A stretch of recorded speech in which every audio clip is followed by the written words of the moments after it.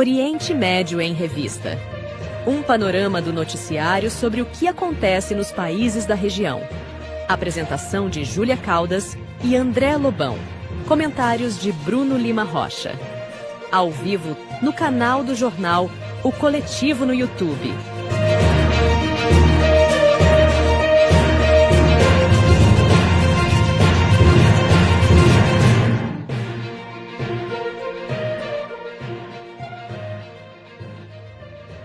Olá, eu sou André Lobão e comigo está Bruno Lima Rocha Biaclini.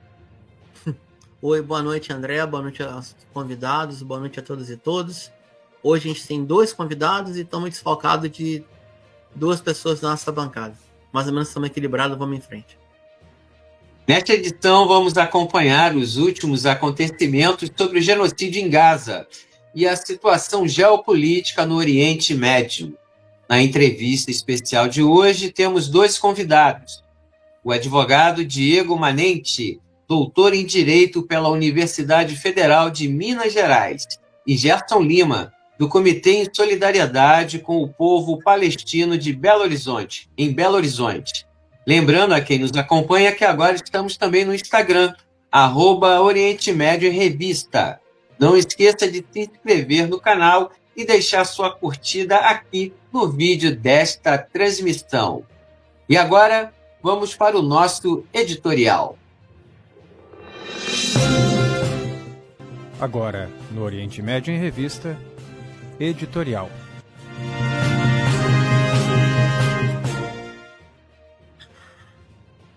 Pois é, pessoal, eu juro que eu vou ser rápido essa semana, nesse momento. Vejam só. A gente conversa aqui, o ao vivo é terça-feira, 8 de julho de 2025. E foi o segundo dia da reunião de Donald Trump com Benjamin Netanyahu. E Netanyahu teve a cara de pau... Perdão, a tosse não passa. Cara de pau de indicar Trump para o Nobel da Paz. É um genocida indicando o seu patrão para o Nobel da Paz. Na mesma ocasião, Trump revelou aquilo que todo mundo já sabe, que o grande desejo na faixa de Gaza é a expulsão da população originária, pelo menos a metade. E aí tem um porém que é mais complicado ainda, porque a população de Gaza teria desaparecido em 377 mil pessoas. Ela estava mais ou menos marcando 2 milhões e 100 mil em 7 de outubro de 23. E hoje, o censo possível por aproximação marca 1 milhão e 850 mil pessoas. Então, os 57 mil mortos são muito mais do que a gente imagina. Podem ser 100 mil mortos e 370 mil desaparecidos. É algo... São números absurdos. Não é uma catástrofe, é um genocídio. E os 2 genocidas mais importantes do momento, pelo menos, que Joe Biden também deu a sua contribuição, um indica o outro para o Nobel da Paz, é algo que beira o surreal. Não chega nem a ser surrealismo, porque o surrealismo é um momento estético importante. Isso é algo que beira o absurdo. E o absurdo é maior ainda quando a gente vê que o grande plano para Gaza é construir um conjunto de resorts, uma riviera no Mediterrâneo, financiada com o gás roubado do litoral palestino. Como se não bastasse, a ideia presente no gabinete de guerra de Netanyahu é criar nos portões de Rafah, ao sul de Gaza, na divisa com o Egito, nos destroços e ruínas de Rafah, uma espécie de cidade dormitório para abrigar os desalojados do momento, que também já vem de uma outra... Já vem de 2 catástrofes, porque Gaza é composta já de 70% de refugiados. Para não me alongar, enquanto negocia um genocídio e uma riviera em cima de cadáveres, o Estado de Israel se aventura a bombardear o Líbano, não só ao sul, mas ao norte também, E o governo libanês faz o que sabe fazer, nada. Além de tentar constranger o Hezbollah. O diretor-chefe da emissora árabe Al Mayadin, que heroicamente se manteve no sul da Cisjordânia, foi preso anteontem e está desaparecido. Também é uma guerra que bate recordes de assassinato de jornalistas. E, para completar a baixaria, banners enormes em Damasco, Síria, onde está apresentado um ex-salafista, um ex-membro da Al-Qaeda, um ex-tudo, que também tem esse nome, Al-Jolani, ao lado do Donald Trump. Eu vi a foto e ninguém me contou. Em vários meios árabes. Perdão, a garganta tá horrível. Então, sincero, honestamente, o que a gente pode confiar no momento? Que a resistência ainda tem 20 mil combatentes na faixa de Gaza? Sim, é verdade. Que as operações por terra na Cisjordânia, mesmo armadas até os dentes, a infantaria israelense não consegue avançar? Fuzis perdem para pedras? Também é verdade. E que o Iêmen heróico vai seguir atingindo os alvos israelenses até chegar ao cessar-fogo. Também é verdade. Todos que negociaram com o Estado sionista perderam. Todos que enfrentaram o Estado sionista e o seu patrocinador, Estados Unidos, têm uma chance de vitória. O caminho está dado. E a distância é a mesma coisa. Todos que negociam com algum tipo de benesse do sionismo, até no primeiro momento se dão bem. Ocupam postos de poder, viajam, financiados pela turma do Dedé Lástima, para o campo de concentração do Estado de Israel, falam bobagem na televisão, aparecem lá no Luciano Huck e outras baixarias. Mas conseguem dormir de noite? William Bonner, filho de família libanesa, esse cara dorme de noite? Sendo franco, assim. Mesmo que a arabidade de Bonner não passe de um quibe e uma esfirra vazia. Um quibe frio e uma esfirra sem gosto. Mas dorme? Não dorme. Em algum momento não dorme. E a gente tem que falar com essas pessoas. Obrigado pela dica, gente. Tem que falar com esses milhões de árabes no Brasil, de origem, pelo menos, tal como eu, tal como muita gente, e chegar em quem está desorganizado. Vou ficando por aqui. Lembrando que o cessar-fogo foi imposto por Trump a Netanyahu e agora a gente está naqueles momentos de negociação. Momentos muito duros, tá? E o pós-cessar-fogo, com certeza, vai ser a hora da solução final para Gaza, pelo menos a tentativa de, por parte do Estado sionista. Vamos em frente, vamos para o programa. Obrigado.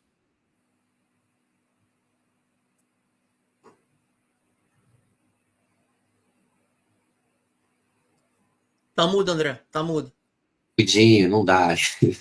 Lembrando que Oriente Médio em Revista está tendo transmissão simultânea nos seguintes canais: o coletivo Canal da Geopolítica, Brasil de Fato, Rio Grande do Sul, A Voz Trabalhadora, Oriente Médio em Revista e GGN, aos sábados, no canal da revista Fórum. A gente aproveita e pede a você que está acompanhando o nosso programa nesta edição a curtir e compartilhar nosso programa em suas mídias sociais e também a curtir a nossa página lá no Instagram, @Oriente Médio em Revista. Também lembrando que no canal do YouTube você acessa também pelo mesmo endereço, @Oriente Médio em Revista. A gente agora vamos conversar com os convidados de hoje. Diego Manente, advogado e doutor em Direito pela Universidade Federal de Minas Gerais, e Gerson Lima, do Comitê em Solidariedade com a Palestina, em Belo Horizonte. É um prazer recebê-los aqui hoje nessa edição de Oriente Médio em Revista, amigos. Boa noite, boa noite a todos. Prazer é meu. Então, eu vou começar pela a primeira pergunta. Por que o brasileiro Lucas Passos Lima é considerado um preso político perseguido pelo Mossad no Brasil. Quem responde primeiro? Você quer responder, Gerson? Posso responder sim.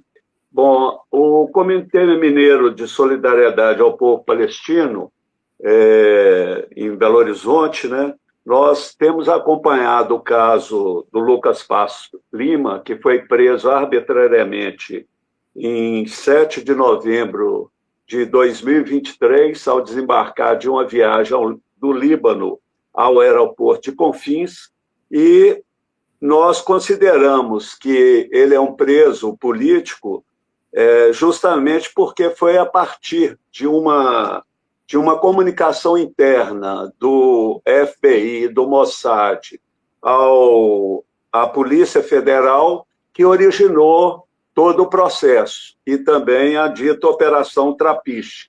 Então, não há, o doutor Manente depois vai esclarecer, né, não há conteúdo que justifique essa prisão ilegal e a absurda condenação dele a 16 anos e 6 meses de prisão, depois reduzida pela apelação julgada no TRF. Bruno, quer fazer a pergunta seguinte? Não, queria, então. Bom, primeiro, obrigado, Gerson, obrigado, Diego, pela presença. A gente sabe que tem uma condição da defesa que não está aqui presente, mas eu queria perguntar para o doutor Diego se podia explicar o caso, pelo menos, do que se trata, e, na sequência, só comentar com vocês dois que a gente, quando ocorreu a prisão arbitrária, a gente já tinha esse programa, a gente tinha outro formato mais de telejornalismo, a gente cobriu o caso e as evidências nos pareceram absurdas, mas vocês estão mais familiarizados. Podiam contar para nós, por favor? Aí fica o tempo que precisar, os detalhes são todos bem-vindos. Claro. Fiquem à vontade. Bom, então eu vou usar essa minha primeira intervenção para desejar uma boa noite a todos os nossos ouvintes. Boa noite, André e Bruno. Muito obrigado pelo convite, pela oportunidade de poder comentar um pouquinho aqui acerca desse caso.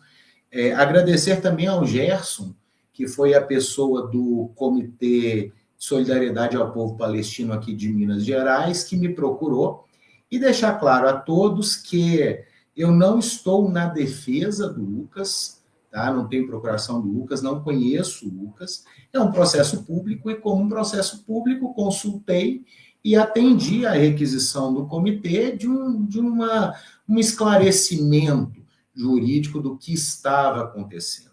Pois bem, como o Gerson já explicou muito bem, né, para todos nós, o Lucas foi preso em Guarulhos, no aeroporto, retornando de uma viagem que fez ao Líbano, e foi preso naquele momento, lá em 2023, de modo preventivo, ou seja, ainda não havia sentença, não tinha havido julgamento.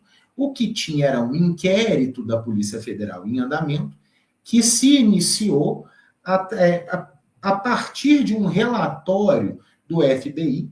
Esse relatório, a gente tem acesso a ele nos autos do processo, é até algo um tanto curioso, é um relatório muito curto, ele tem uma página, e identificando ali, comunicando às autoridades brasileiras que supostamente alguns cidadãos brasileiros, dentre os quais o Lucas, estariam envolvidos em preparação de atos terroristas em território brasileiro contra a comunidade judaica do Brasil, a mando do Hezbollah, né, sob as ordens do Hezbollah. E aí começa toda a história. Essa investigação vai adiante, o celular do Lucas é apreendido, né, foi apreendido já lá no aeroporto, no momento em que ele foi preventivamente preso. Essa apreensão do celular do Lucas já é um ponto bastante questionável, né, bastante dúbio, digamos assim, a validade jurídica dessa apreensão, muito embora até muito recentemente o Supremo Tribunal Federal consolidou um entendimento sobre apreensão de celulares, independente de ordem judicial para isso, quando esse celular é apanhado no local do crime. Então, a polícia vai em algum local que supostamente está sendo cometido um crime, vê um celular ali, ela pode apreender. Tá? Isso foi, acho que há 2 semanas, 3 semanas talvez, o julgado do Supremo Tribunal Federal, ou em estado de flagrância, mas aí seria flagrância de que crime?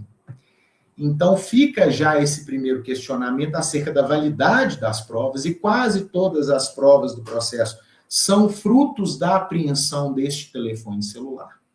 Tá bem? E aí desenrola-se um inquérito, temos, né, primeiro ato, digamos assim, mais importante do processo, é um julgamento em primeira instância, aqui em Minas Gerais, vara federal, no qual o Lucas foi condenado a 16 anos, 6 meses e 22 dias de reclusão, em regime fechado, pela prática de 3 crimes, artigo 3º e artigo 5º caput, parágrafo 1º da Lei 13.260, em concurso com o artigo 1º, parágrafo 2º, inciso 2º da Lei 12.850. Calma, é muito número, muita lei, mas a gente vai chegar lá. Ele foi condenado, o artigo 3º da Lei 13.260, essa é a lei que trata eles chamam de lei antiterrorismo, né? Uma lei de 2016, então trata do que seria um ato terrorista e de como que a justiça brasileira deve lidar, né, com a possibilidade de atos terroristas ou de preparação para atos terroristas, além de definir o que é o terrorismo. O artigo 3º fala sobre integrar organizações terroristas. Então, o crime é a pessoa participar de alguma maneira de organização terrorista, independente ou não de cometer algum tipo de ato. O segundo crime, que é o artigo 5º, caput, parágrafo 1º desta mesma lei, fala sobre atos preparatórios para um efetivo atentado terrorista. O que seria isso? O efetivo atentado terrorista é o que nós chamaríamos de crime de terrorismo. Os atos preparatórios seria quando a pessoa prepara, tenta, faz tudo, né? Tem todas as ações para que aconteça de fato um ato terrorista, mas não consegue chegar nesse seu resultado. Então, o crime são os atos preparatórios. O crime é a preparação, é o que vem antes, né, de um efetivo atentado terrorista. E o artigo 1º, parágrafo 2º, inciso 2º da Lei 12.850, é a organização criminosa, que vocês já estão bastante familiarizados com o conceito, porém, a organização criminosa, quando ela envolve elementos transnacionais, ou seja, quando há pessoas de outros países ou organizações de outros países envolvidas. Bom, nessa primeira avaliação, a juíza considerou o Lucas culpado nesses 3 crimes, e aí a gente tem algumas coisas que parecem, assim, para nós um tanto curiosas e também, de certo modo, preocupantes. O pano de fundo todo da condenação do Lucas é considerar que ele teve relação com pessoas do Hezbollah e que o Hezbollah é uma organização terrorista, então ele estaria planejando um atentado terrorista aqui no Brasil.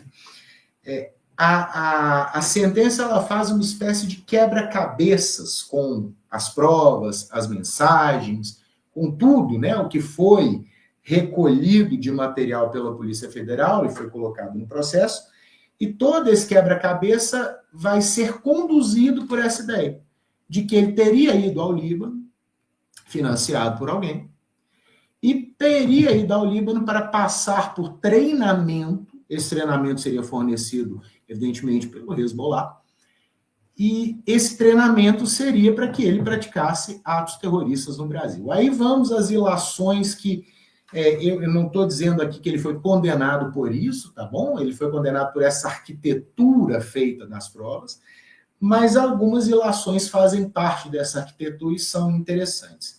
Supostamente, o Lucas teria sido recrutado por um cidadão brasileiro de origem libanesa chamado Mohamed Kheir Abdul-Majid. Esse Mohamed Kheir Abdul-Majid, ele curtia no Facebook charges do Latuf, com conteúdo crítico ao Estado de Israel. Então, por isso, ele teria, digamos assim, uma indisposição com os judeus e estaria, então, envolvido com um grupo terrorista, estaria envolvido na preparação desses atos atentatórios à comunidade judaica aqui, atos terroristas. Então, a primeira ilação é que curtir charge contra o Estado de Israel, não só curtir no Facebook, não só é considerado antissemitismo, como foi considerado pela juíza um indício de envolvimento com o terrorismo. O ponto número 2, que também me chamou bastante atenção, foram algumas críticas ao Estado de Israel feitas em conversas de WhatsApp. Talvez até usando uma linguagem um pouco inadequada para uma linguagem pública, mas era uma conversa privada. Então, vejamos, eu talvez usar uma palavra de baixo calão ao me referir a um Estado, né, uma crítica a um Estado. Então, poderia ser aos Estados Unidos, à França, ao Brasil, à Nova Zelândia, mas foi Israel, no caso. Também seria indicativo de antissemitismo e também seria indicativo de que o Lucas teria, digamos, passado por uma lavagem cerebral enquanto esteve lá no Líbano, nesse suposto treinamento feito pelo Hezbollah. Uma outra coisa bastante interessante é que o Lucas recebe uma mensagem com um erro de grafia, que é um erro até bastante comum. Ao invés da conjunção mas, a pessoa escreveu mais, M-A-I-S, uma adição. E aí, então, essa pessoa seria um estrangeiro que aprendeu mais ou menos português, esse estrangeiro seria um árabe envolvido com o Hezbollah.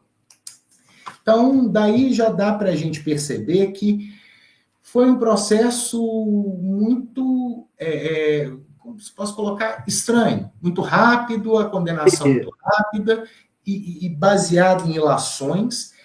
E aí, só um minutinho, só para complementar, o que eu queria deixar claro aqui é que todo o engendramento, toda a maquinação, todo quebra-cabeças probatório parte do pressuposto de que o Hezbollah é uma organização terrorista. E aí nós temos um primeiro imenso problema.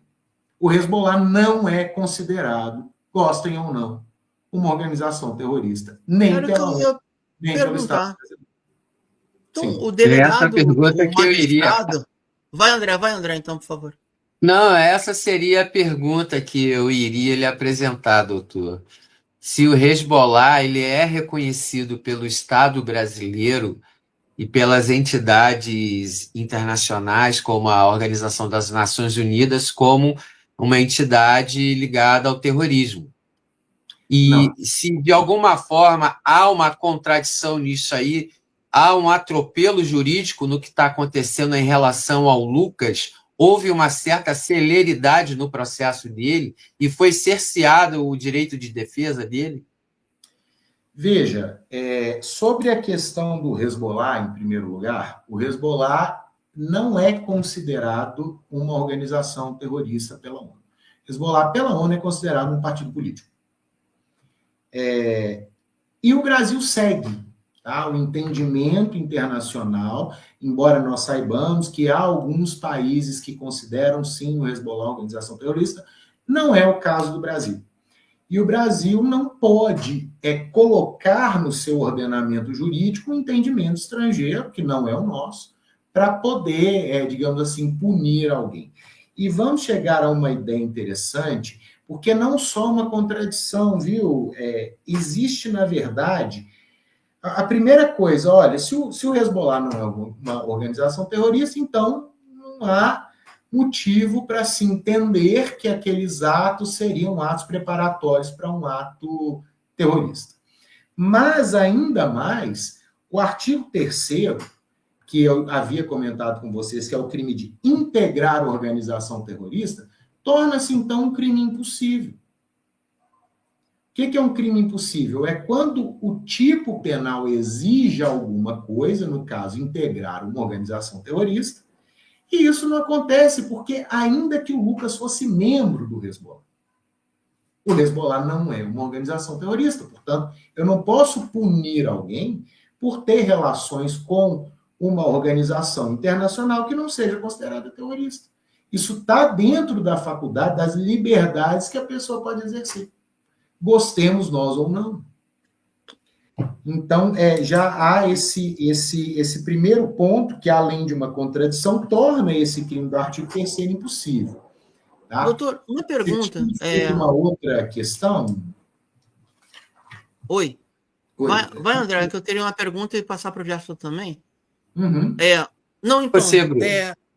Então, não, obrigado. É uma pergunta de quem não é operador do direito, tá? Então, Claro.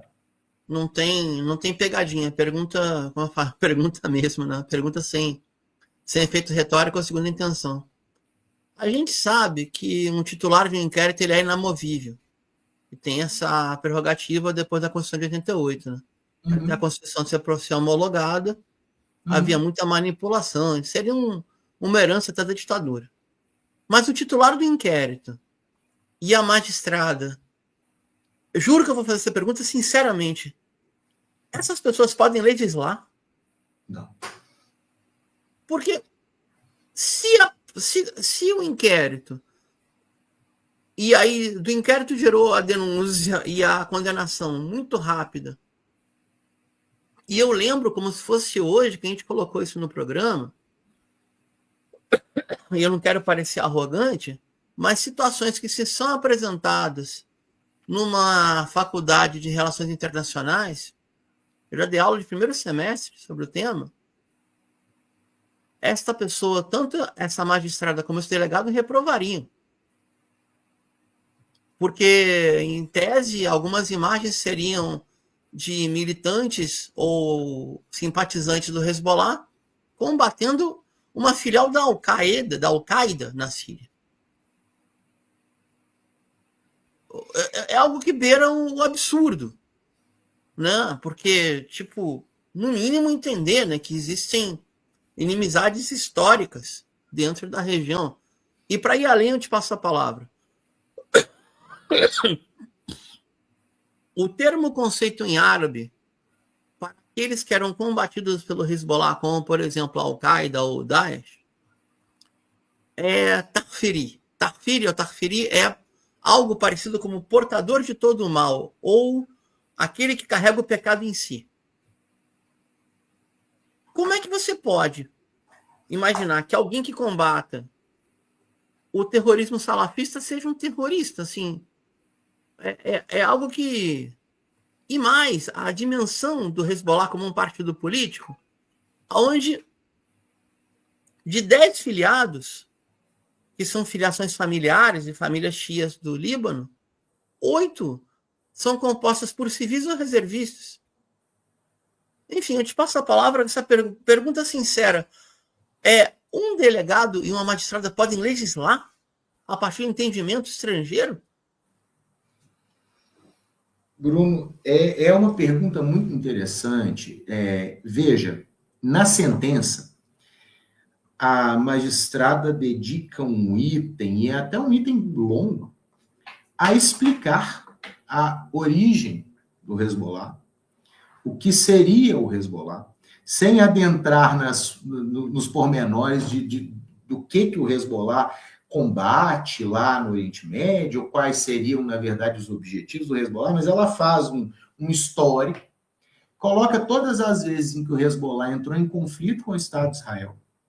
Ela elenca as vezes em que o Hezbollah teria entrado, né, entrou em conflito com o Estado de Israel. Coloca alguns dizeres que ela considera antissemitas e atribui-os ao Hezbollah, para, ao final, dizer que o Hezbollah é um grupo paramilitar, considerado como um Estado dentro do Estado oficial, e um grupo paramilitar altamente armado e altamente perigoso. Então, na verdade, o que ela fez, na minha opinião, não foi nem legislar, sabe? Eu acho que ela invadiu uma competência que é do Poder Executivo, que é de relações exteriores do país. Quem define isso é o Poder Executivo. A política externa do governo vai ser, obviamente, entregue ao Itamaraty, que vai executá-la. Então, se por acaso o Estado brasileiro quisesse declarar o Hezbollah uma organização terrorista, que assim o fizesse a partir das suas relações, do seu Ministério das Relações Exteriores, e não do Judiciário. Não cabe ao Judiciário tomar essa decisão. E acho que um ponto importante, né, a gente está falando com uma audiência grande, é lembrar que os governos mudaram ao longo do tempo, e nenhum deles, nem esse, nem o anterior do anterior, então estamos falando aqui de Fernando Henrique Cardoso, de Lula, de Dilma, de Temer, de Bolsonaro, agora de Lula. Nenhum considerou o Hezbollah oficialmente uma organização terrorista. Há certas entrevistas do ex-presidente do Brasil que até dizem, eu gostaria de fazê-lo, mas passou 4 anos no governo e nunca fez. Portanto, não é nenhuma questão que as pessoas poderiam jogar para o Brasil está sob um governo de esquerda, então por isso o Hezbollah não é considerado uma organização terrorista. Não é verdade. Já há muito tempo, e nenhum dos presidentes da República fez essa declaração oficial de que o Hezbollah seria uma organização terrorista. Portanto, existe, não é, ao meu ver, não é nenhuma uma invasão de competência legiferante, é mais uma invasão de competência executiva. Você quer complementar alguma coisa, Gerson? Sim. Eu acho até... Oi? Não, por favor, justamente... Não, isso que eu ia comentar. Sim. Eu acho até um absurdo a gente estar falando sobre o Hezbollah terrorista, que é um partido com uma grande representação parlamentar lá no Líbano, uma grande força de resistência, e que ele é combatido justamente por defender a soberania nacional do Líbano, coisa que vem sendo atacada pelo Estado, pela entidade, essa sim terrorista de Israel, que tem feito aí massacres, tem feito genocídio na Palestina, e não só na Palestina, no Líbano, atacando também a população civil do Iêmen, da Síria, e todos os crimes que Israel vem cometendo desde a sua fundação. Então, na realidade, isso é a política, né, de Israel, é justamente tentar, e do seu serviço de contra-informação, tentar se passar como vítima mais uma vez.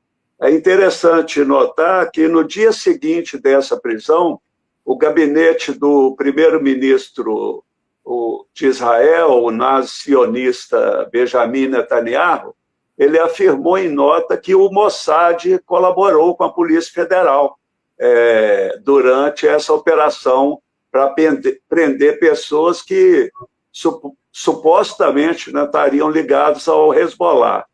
E a partir daí foi montada, e desde antes com esse comunicado do FBI, eu tenho aqui no processo, como o doutor Diego falou, uma página, né, de um comunicado interno que deriva em toda essa trama, né, e que mostra que, infelizmente, o que a gente vê é o FBI, o Mossad, dando ordens na Polícia Federal, no Judiciário e no governo brasileiro, né? Então, foi toda uma arquitetura em cima de questões muito sem fundamento. Por exemplo, o doutor Diego falou da charge, né, do Latuf. Tem também citações no processo que falam, não, porque fulano de tal conversou com Mohamed no Líbano. Pelo que eu sei, Mohammed ou Mohamed é um nome muito comum, né? Um nome muçulmano que é extremamente comum, seria talvez como José aqui no Brasil. Então, mas aqui até temos o Mohammed também, né? O Ali. Sim. Então, é um nome comum, né? E eles colocam isso como se fosse uma prova. E o processo foi em menos de 9 meses. E a partir desse comunicado interno, o delegado da Polícia Federal ele não teve nem a preocupação de investigar se aquilo realmente tinha fundamento. Ele já determinou no mesmo dia que fosse feito diligências para ocorrerem as prisões, né? E recebe um comunicado que brasileiros estariam vindo do Líbano e efetua essas prisões, sem verificar também o passado dessas pessoas, o que realmente elas estariam fazendo lá e tudo. Então, é um processo assim surreal, né? Seria cômico se não fosse trágico, mas que derivou numa pena de 16 anos e meio para o Lucas Passo, e agora reduzida para 6 anos e 8 meses. E só por último aqui, acrescentar o seguinte, que essa juíza, a juíza Raquel Vasconcelos, ela já tem outras decisões polêmicas aqui em Minas Gerais, como a transferência do julgamento da chacina de Unai para o reduto eleitoral dos irmãos Antério e Norberto Mânica, que são os mandantes do crime, que inclusive foram condenados. Ela autorizou truculenta ação policial na UFMG de condução coercitiva do reitor e ex-reitores da UFMG, e também concedeu liberdade a um neonazista declarado que havia enforcado entre aspas, morador de rua.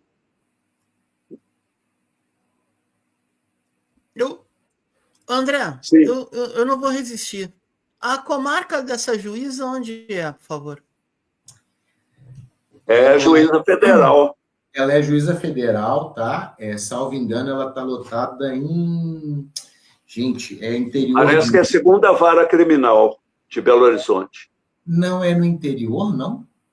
Não, é Belo Horizonte. Eu estou com... Só um instantinho que eu vou conferir essa informação. Pois é. Correto. Ô, Gerson, eu até... Só um pouquinho, André, só um segundinho, por favor. Só um pouquinho. Eu quero só fazer uma correlação aqui. Porque Sim. Se a suspeita dela é ter um grau de parentesco com pessoas que tenham familiares no Líbano, ela deveria mandar prender o ex-prefeito Fuad Noman e o ex-prefeito Alexandre Calil. Exato.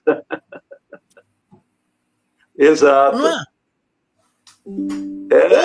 Ou, se a gente quiser um pouco para a esquerda, o ex-ministro Patrus Ananias, deputado também, ou a prefeita Salomão, de Juiz de Fora. Sim, Minas tem a segunda maior colônia árabe do Brasil. Sim, e eles basearam num processo também obscuro, porque houve um caso de um descendente libanês aqui de Belo Horizonte que teve um evento no Congresso e ele retrucou a fala de um dos filhos lá do Bolsonaro, acho que é Eduardo Bolsonaro. Aí ele foi retirado da sessão. E, a partir daí, eles passaram a ser perseguidos. Então, houve um processo aqui no Mercado Central, em umas tabacarias, e eles juntaram esse processo de perseguição das tabacarias aqui de Belo Horizonte com o processo, com essa ordem aí do FBI. Então, como o doutor Manente falou, eles fizeram um quebra-cabeça justamente para justificar uma propaganda de guerra do Mossad e do governo de Israel, porque essa operação ela começa no dia 13 de outubro. Foi logo a partir do 7 de outubro, onde interessava ao governo de Israel e ao Mossad criar um clima de temor, de terror em cima das comunidades árabes em todo o mundo, né?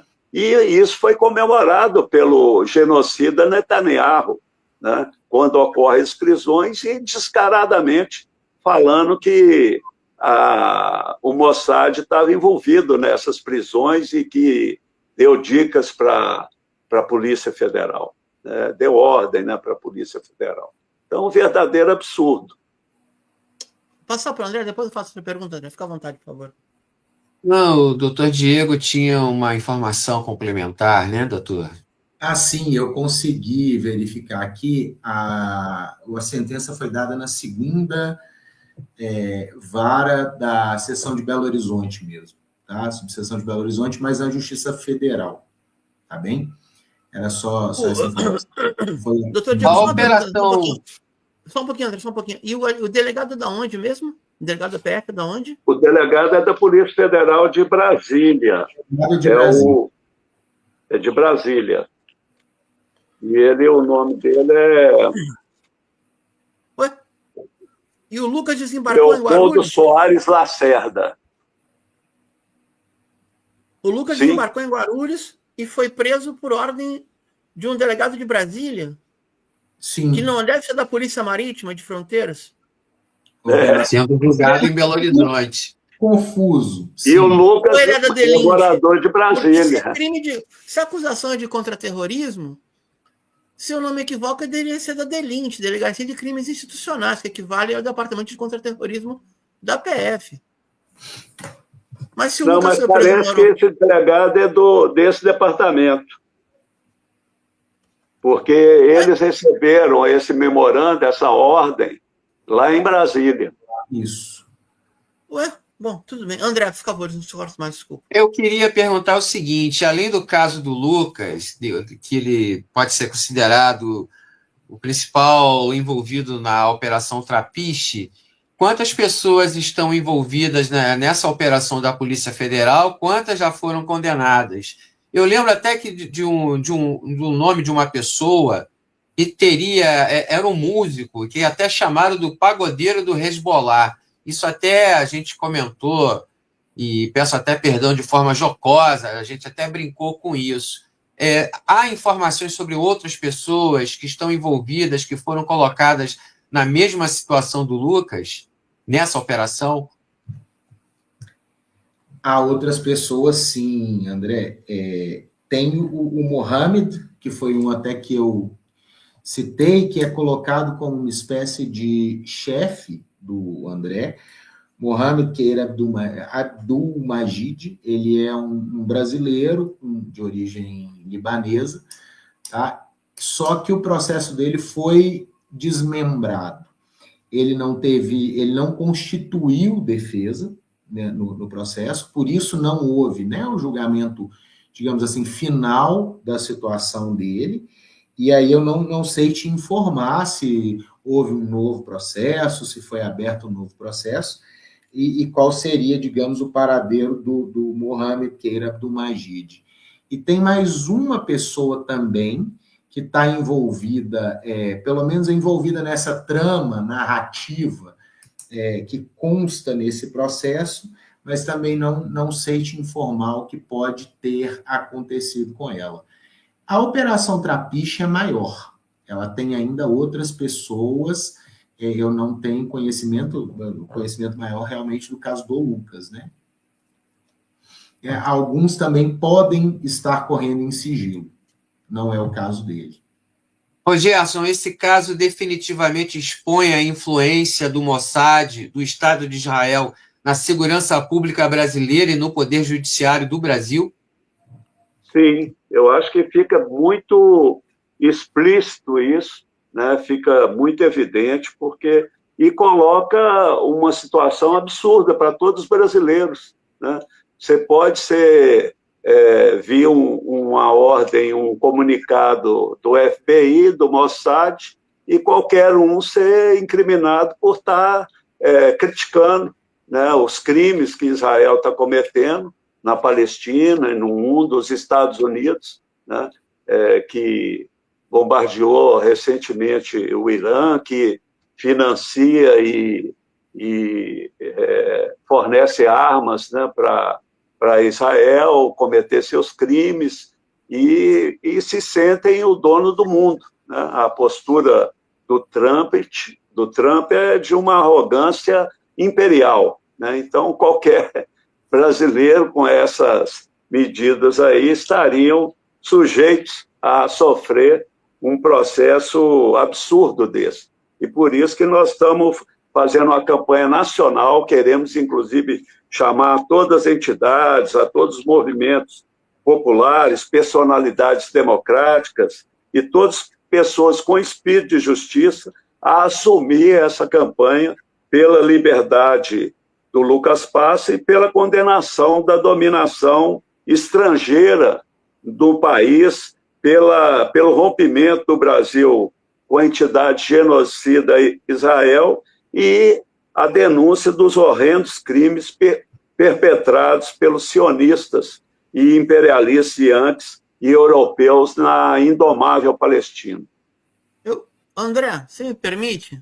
Doutor Diego Manente, o Lucas Passos, você leu a peça acusatória, o senhor leu a peça acusatória.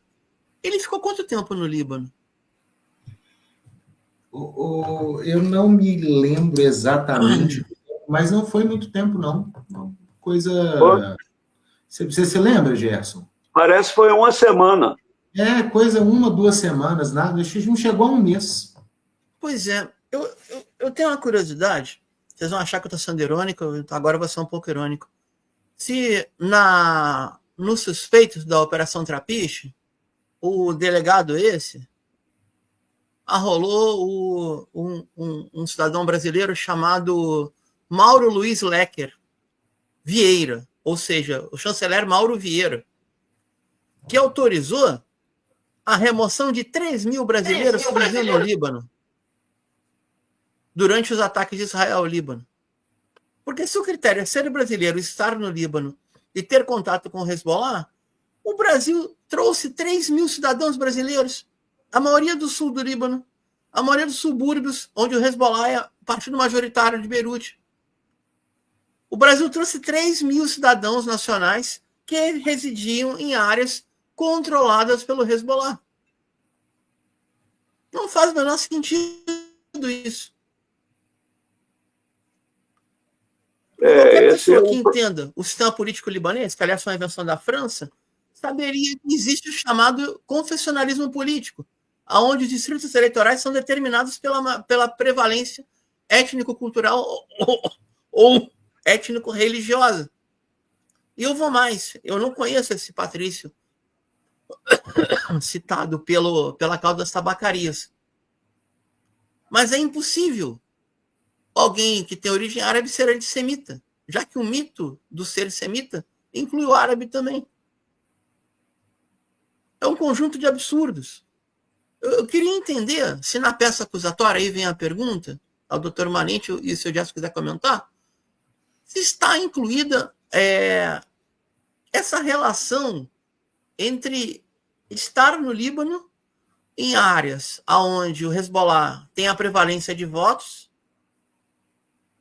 e aí ferrou, porque o Hezbollah tem a prevalência de votos 70% de juventude libanesa. Então, se a pessoa vai a uma casa noturna, que no Líbano tem, e não tem obrigação de rodear as mulheres, ele também pode ser acusado de ser suspeito de apoio ao Hezbollah, porque o Hezbollah tem 70% de apoio popular no Líbano, pela resistência. Está incluído algo assim? O fulano foi ao Líbano e ficou em área de prevalência do Hezbollah? Como é que o Brasil traz 3 mil cidadãos e não deixa um cidadão ficar lá uma semana? Não faz o menor sentido isso. Bruno, de certo modo está. Tá? A minha resposta seria está e não está.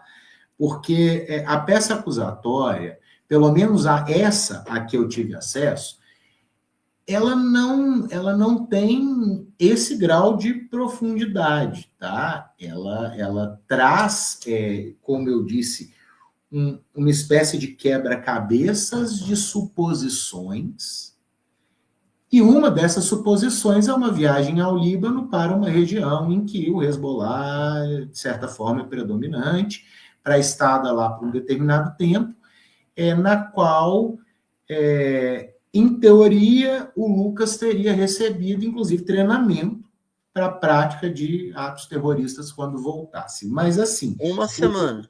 Um período muito perigosíssimo. curto. Teria que ser muito rápido. Mas veja, só para o Bruno, me desculpa, só uma questão que eu acho que a gente precisa esclarecer para as pessoas.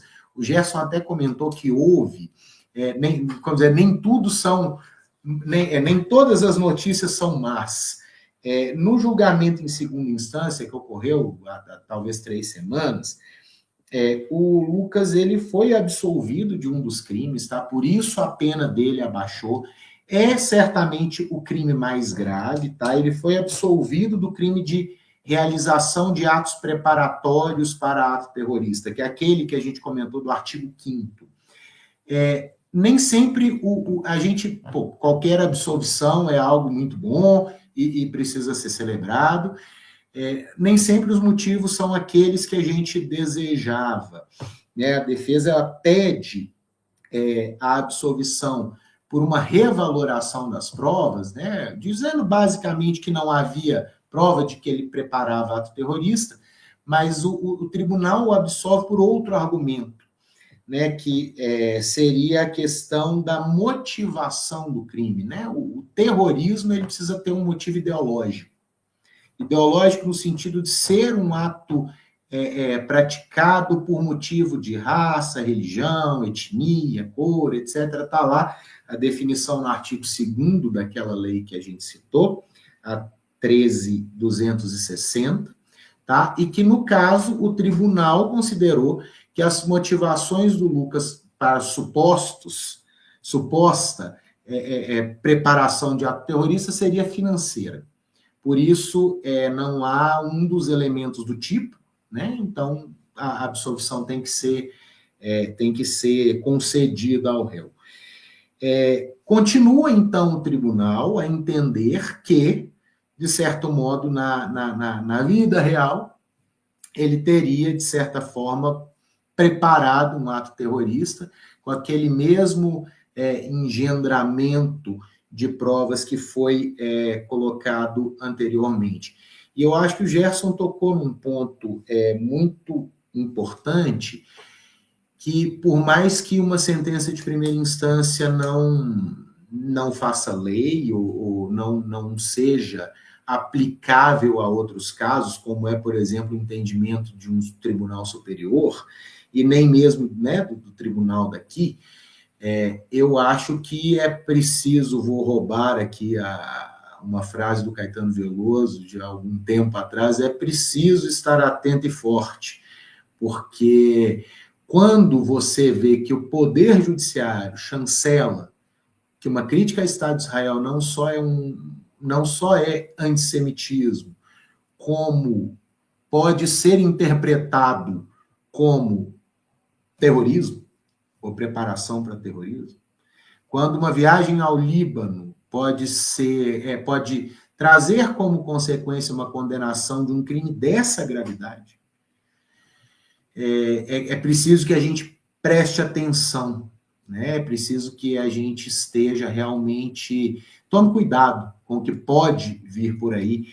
Até não tem nada a ver com o caso do Lucas, mas já deixar aqui, vocês já devem em algum momento ter comentado, existe um projeto de lei em curso aí no Congresso Nacional para a definição do que seria o crime de antissemitismo, que é um projeto de lei que não pode passar. É absolutamente atentatório à liberdade de expressão, atentatório às liberdades do povo brasileiro, porque vai proibir o povo brasileiro de criticar os atos de um Estado, dizendo que aquilo ali seria antissemitismo. Eu até, se vocês me permitem, indico para todos os canais da diplomata Cláudia Assaf, ela explica isso muito bem, a respeito, inclusive ela, né, o advogado que tem acompanhado os processos dela também, doutor Tiago Guilherme, colega nosso aqui da UFMG, Eles explicam muito bem nos seus canais esse projeto de lei, né? O que as entidades sionistas têm tentado fazer virar lei no Brasil e que seria algo para o sistema jurídico brasileiro trágico. Tá? E a minha última consideração, quanto ao que você comentou sobre ele não ter tido, Lucas, né? Não ter tido defesa, Bruno, eu acho que é um caso que nos causa muito estranhamento, e sim nos causa, mas é um caso que não foge à regra do punitivismo que nós temos no sistema judiciário brasileiro, sobretudo quando atinge determinada fatia da nossa população. A gente tem um judiciário extremamente punitivista, a gente tem um judiciário que, infelizmente, tem passado por cima de algumas das garantias constitucionais em matéria penal, e eu creio que isso, para a nossa democracia, é uma tragédia. O direito criminal é como ele funciona, é um ótimo medidor do grau de democracia que nós temos no Estado. E o nosso, infelizmente, tem tido alguns problemas, né, nesses últimos tempos. Enfim, era só para esclarecer esse finalzinho mesmo.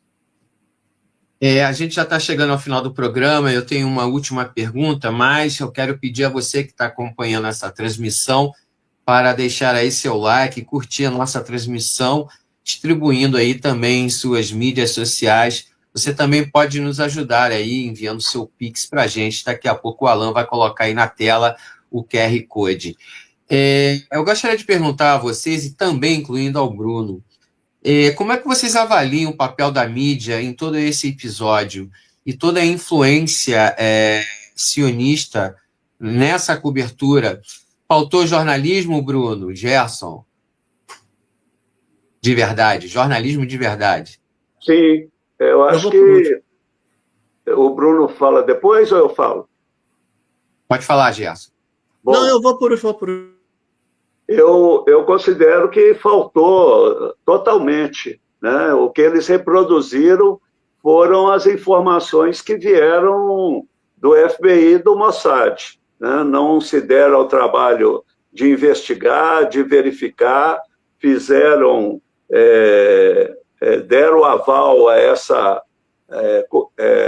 insinuações fantasiosas, né? E que tinham o objetivo direcionado a atacar a heróica resistência lá do Líbano, da Palestina, intimidar o justo apoio à comunidade palestina no país e à luta do povo palestino. Então, acho que... E foi destaque, inclusive, nessa imprensa internacional, né, que também é dirigida por esses meios sionistas. Então, nos Estados Unidos, na Austrália, França, Reino Unido e outros locais, teve um destaque muito grande no dia 8 de outubro, logo após a prisão. Então, você vê que é uma coisa dirigida e concatenada por eles.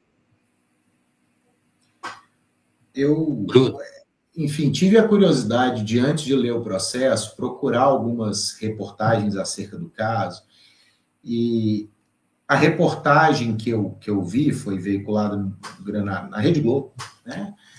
Acho que o programa Fantástico. Ela foi uma reportagem muito dentro do que é a sentença da juíza hoje, do que foi o relatório da polícia, do que foi do que foi a peça acusatória do Ministério Público, que é uma espécie de luta quixotesca contra um inimigo que não existe, um perigo que não existe.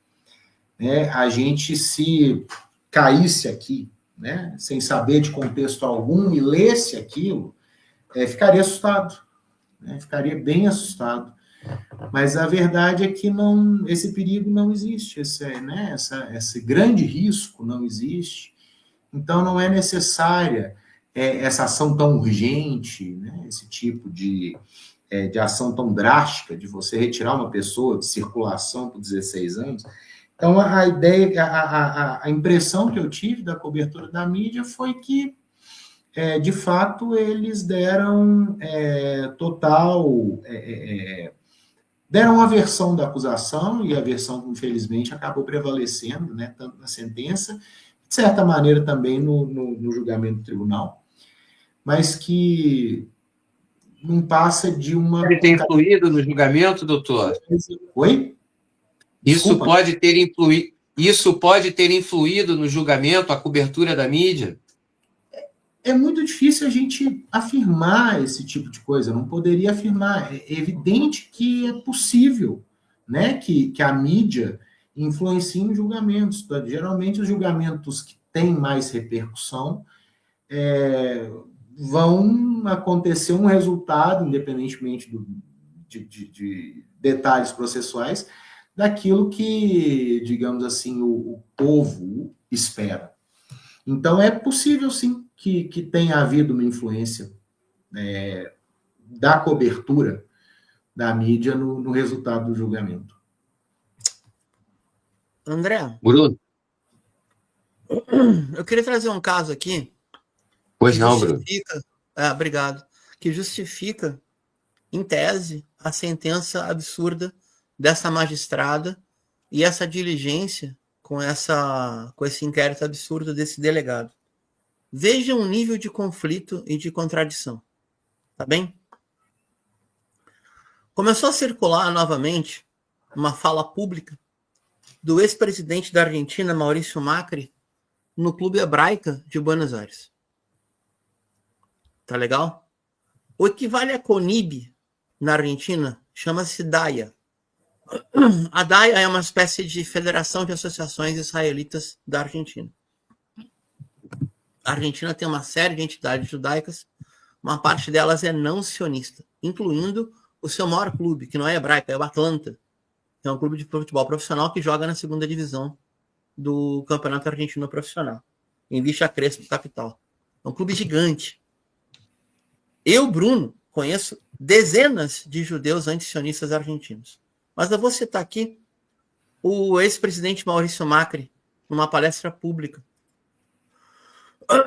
Macri e o Mossad. Macri admite que quem selecionou o primeiro comandante da Polícia Metropolitana, que depois virou Polícia da Cidade de Buenos Aires, foi o Mossad. Tem um vídeo circulando na internet, só coloca assim, Maurício Macri, Mossad, Alberto Palacios. Maurício Macri afirmou que a DEA, a CIA e o Mossad e a CID, que é a inteligência argentina, foi quem recomendou o então comissário de Polícia Federal aposentado, não é Alberto, perdão, é Jorge Elfino Palacios, para chefiar a Polícia Metropolitana quando da sua fundação. O Macri, quando prefeito recém-eleito de Buenos Aires, indicou este comissário. Vejam só. Primeiro, o presidente negou que ele conheceu o Jorge Palacios quando ele e sua irmã foram sequestrados por policiais federais argentinos em 1991, a título de resgate milionário. O governo, na época, era de Carlos Menem, que vem de família síria, tem origem muçulmana suni argentina, da velha tradição peronista de famílias árabes. Depois ele se afasta do peronismo, embora controle o partido. Carlos Menem era envolvido com o comércio internacional de armas. Os traficantes de armas a quem ele não entregou a quantia necessária chegaram a matar o seu filho num acidente suspeito de helicóptero. E também cobraram com 2 atentados, a principal suspeita, da Embaixada de Israel em 1992 e na AMIA, Associação Mutual Israelense Argentina, em julho de 94. Vejam só, que curiosidade, né? Jorge Elfino Palacios estava involucrado na causa da AMIA por acobertar os mandantes. Não foi nem o Irã, nem o Hezbollah que acobertou. Foi o Jorge Elfino Palacios. E que foi recomendado pelo Mossad, segundo o próprio Maurício Macri. O ex-presidente afirma que escolheu Elfino Palacios já em 2002. Ele era pré-candidato à prefeitura ou ao governo distrital de Buenos Aires. E ele o indicou por recomendação de agências de inteligência estrangeiras. Quem é Elfino Palacios? havia participado da repressão argentina, tem causa de desaparecimento nas costas, tem uma relação suspeita com sequestradores de Maurício Macri e tem acusação de encobrir o atentado à AMIA em 94. Ainda assim, Palacios não só foi recomendado pelo Mossad, como foi recomendado pela DAIA, que equivale à CONIB na Argentina. Aspas para a DAIA. O comissário tem um longo trabalho com a comunidade judaica. Eu queria saber qual é. Se não é encobertar um atentado terrorista, esse sim, contra uma associação gigantesca em Buenos Aires. O Macri relatou que ele consultou os mesmos órgãos quando assumiu o governo da capital em 2007. E aí o nome do comissário foi apontado, mas ele tinha uma causa contra ele. Qual era a causa? A causa era ter comandado a repressão contra o Levante Popular em dezembro de 2001, quando ainda era titular da Polícia de Buenos Aires, da Polícia Federal. Detalhe, 40 mortes nas costas esse cara tem, como mandante da repressão. E aí, finalmente, o indicado pelo Mossad, ele tomou posse. André, a gente que... Eu estou afastado da cidade, mas a gente que é natural do Rio de Janeiro sabe que essas coisas são complicadas, né? Sabe quanto tempo durou o comissário Fino Palacios? Durou 2 meses. Sabe por quê? Porque foi novamente acusado de espionagem ilegal. Então vejam só. O cara tem uma acusação de desaparecimento de pessoas nas costas na repressão política, sequestro por extorsão de um filho de empresários da época ainda herdeiro, Maurício Macri, e sua irmã, depois envolvido na repressão direta quase 40 pessoas em dezembro de 2001, e ainda assim ele é indicado pelo Mossad e elogiado pela CONIB da Argentina, que é a DAIA. E aí ele dura 2 meses no cargo por espionagem ilegal de terceiros. Isso é tudo muito estranho. E aí, para encerrar, eu queria também recomendar um outro amigo da inteligência israelense que opera no Brasil, o ex-secretário de Segurança do Rio de Janeiro, Alan Turnovsky,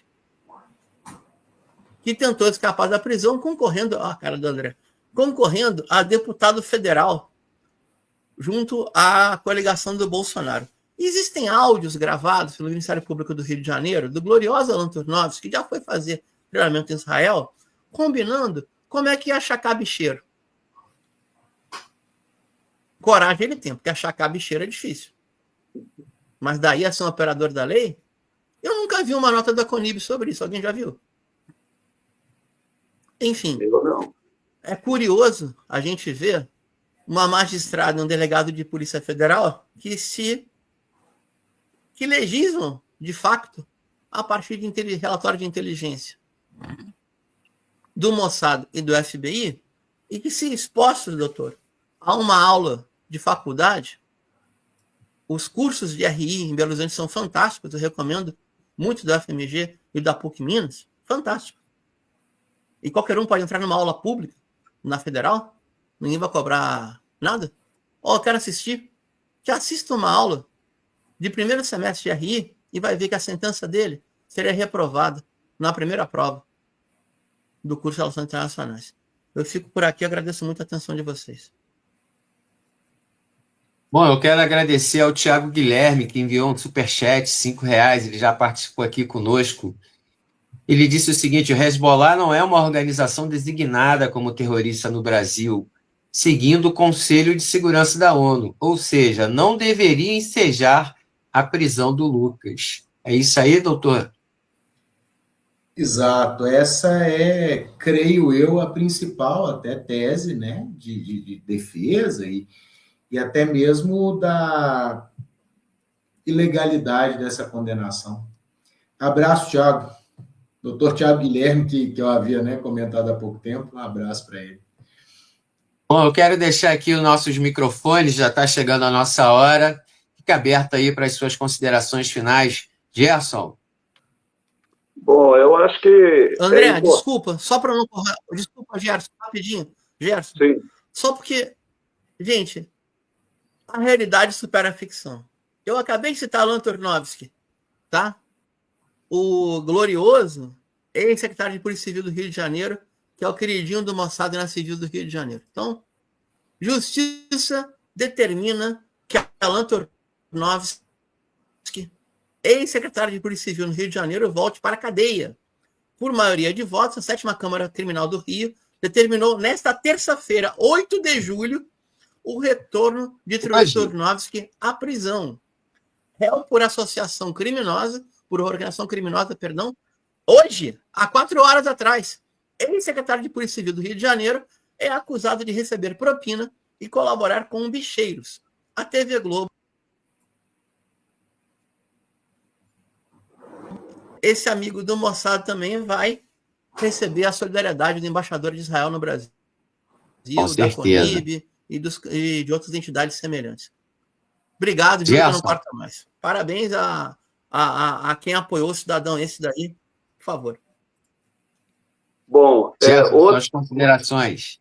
Sim, pegando esse gancho aí dos criminosos, outro criminoso que condenado pelo Tribunal Internacional como genocida, né, o Benjamin Netanyahu, ele saudou essa operação e já falou sobre o resultado dela, antes mesmo de ter qualquer investigação pela Polícia Federal no país, né? Então, em 8 de novembro de 2023, ele já saudava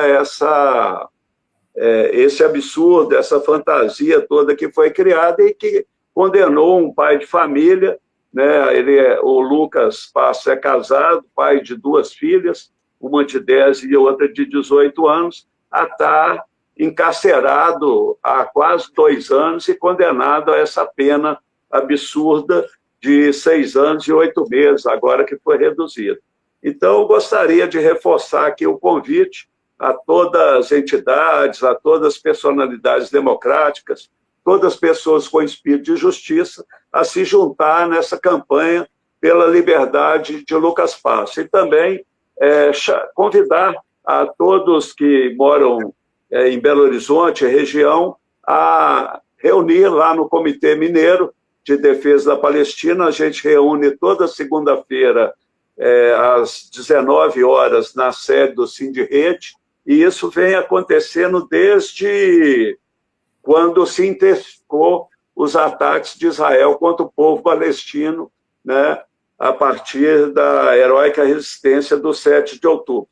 Então, um grande abraço a todos e obrigado aí pelo convite. Doutor Diego.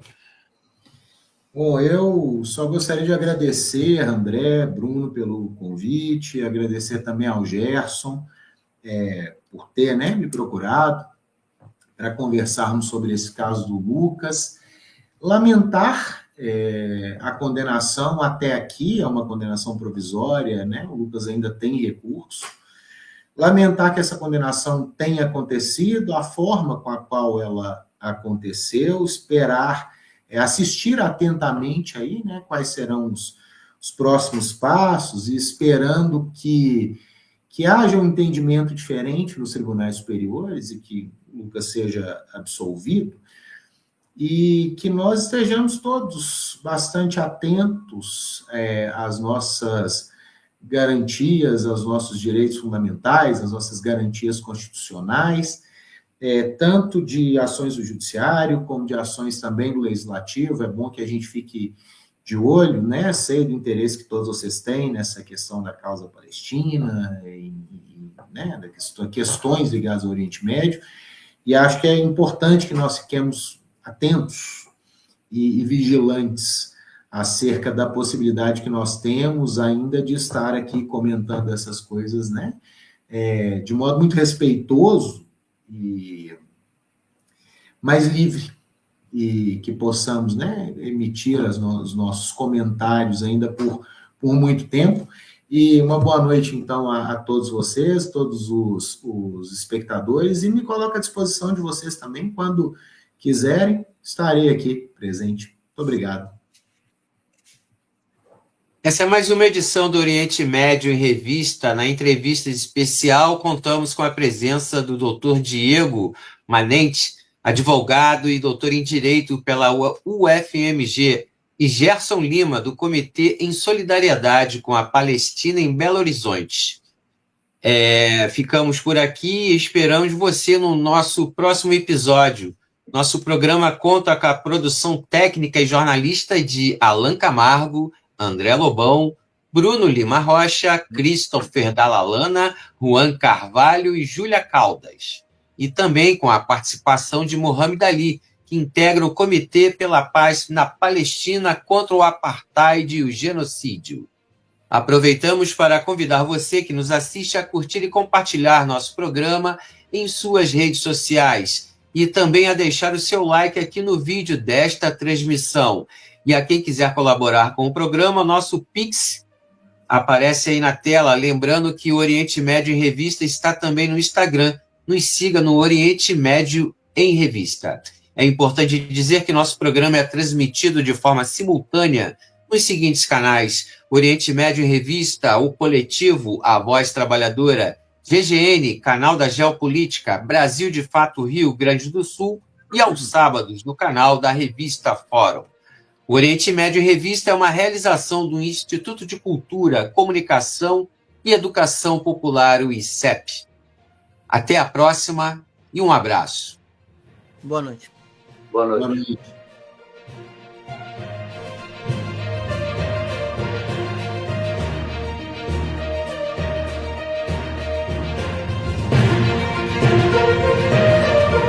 Oriente Médio em Revista. Um panorama do noticiário sobre o que acontece nos países da região. Apresentação de Júlia Caldas e André Lobão. Comentários de Bruno Lima Rocha. Ao vivo, no canal do jornal O Coletivo no YouTube.